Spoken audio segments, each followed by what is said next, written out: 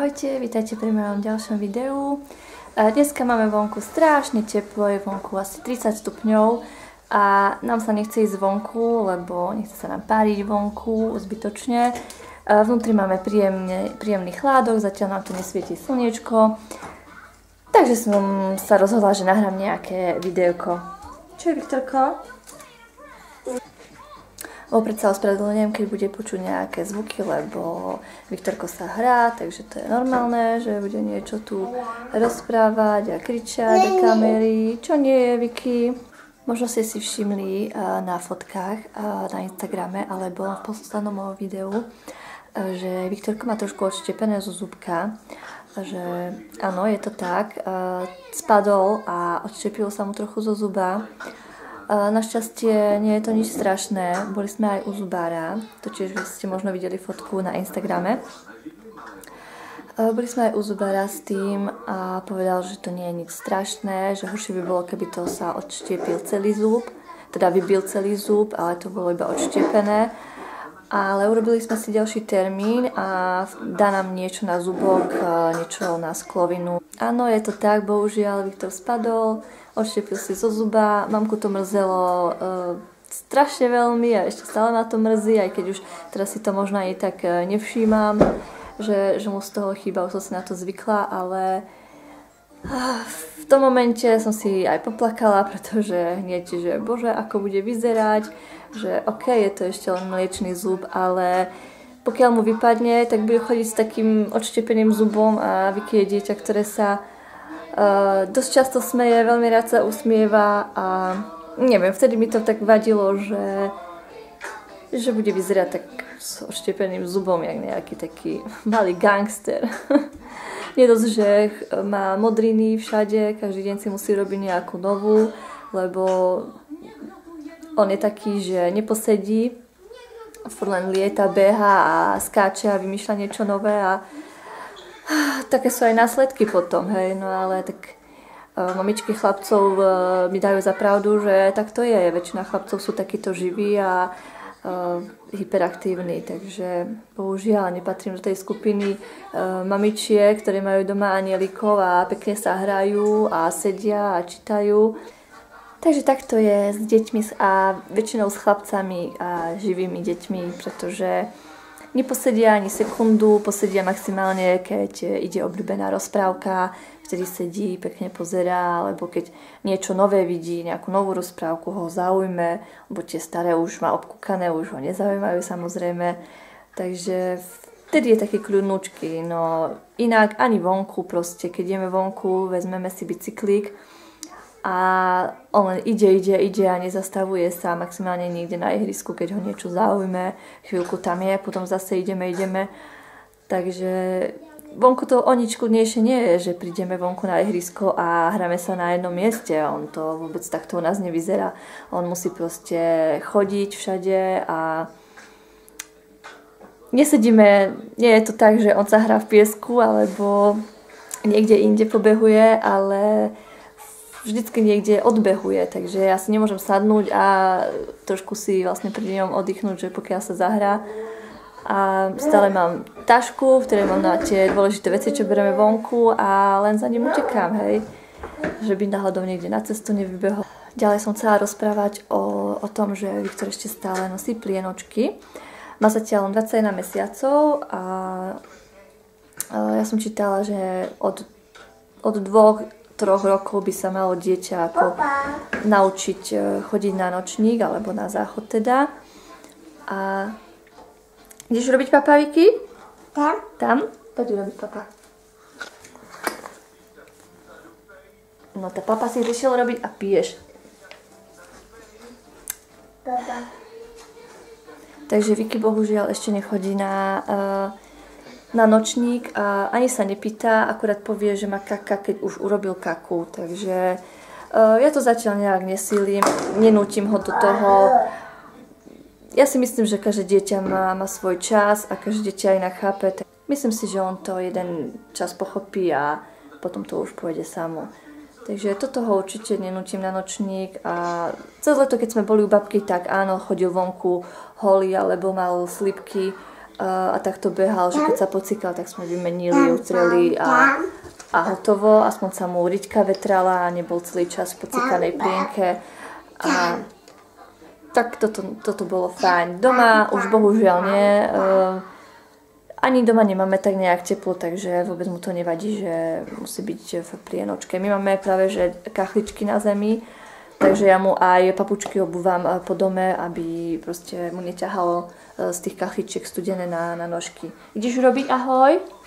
Urob ahoj! Ahojte! Tam neideme.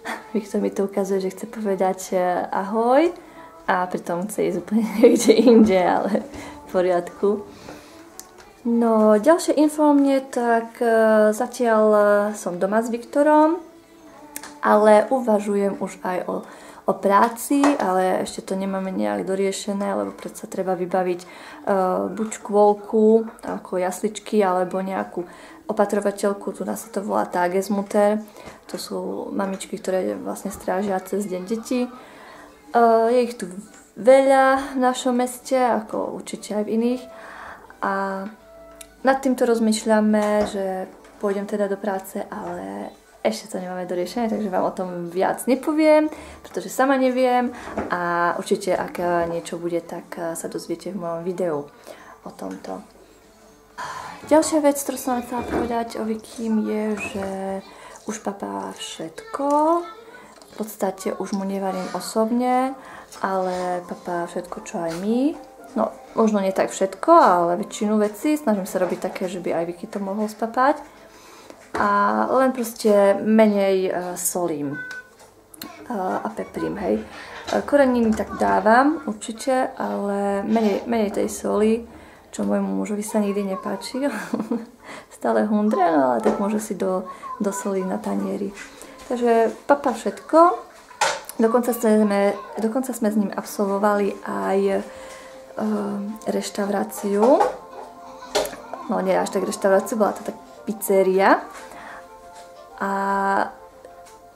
môžem povedať, že bola som milo prekvapená, že pekne sedel, čo sme mu dali do ručky, to spapal a nejak nevymýšľal, takže bola som milo prekvapená, že mohli sme si aj my kľudne zjesť, nemuseli sme okolo neho skackať a obletovať ho, ale dovtedy, dokým jedlo nebolo na stole, tak to áno, to jedno šťastie, že sme sedeli vonku, že vonku sa dalo, proste bola tam fontánka, dalo sa tam proste pekne sedieť, takže on pobehoval a vtedy, Vikinko, pozor dávaj.